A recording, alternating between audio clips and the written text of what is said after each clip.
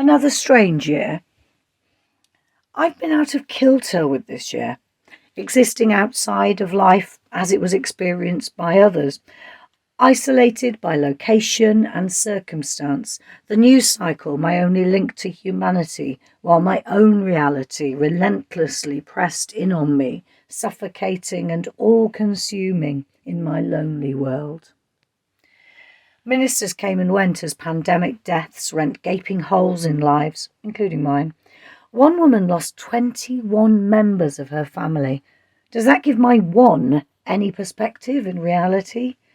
Each person's lost their own special tragedy, any comfort in numbers destroyed by the numbness of the incompetence that caused them. With grief a cushion between myself and others, I felt dislocated, but simultaneously comforted. However awful it was at the time, to leave it behind and rejoin life, that moment of ultimate betrayal, gradually creeping as each task was completed, forced a reappraisal. And layered between these occasional forays into the world of those outside, isolated visits and pleasant meetings, my brittle humour uncomfortable for some, quick to find my tone slightly wrong, I didn't care. It was honest. At a remove, I kept up with the news, able to berate the government in conversation, my dislocation barely evident, occasionally even fully present.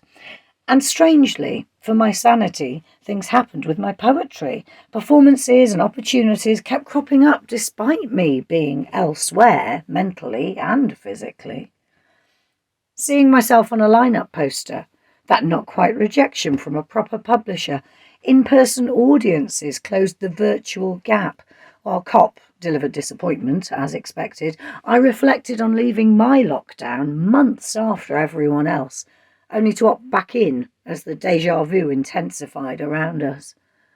So here we are at the end of the year. Unless you also lost someone dear, it's hard to separate it from the one before.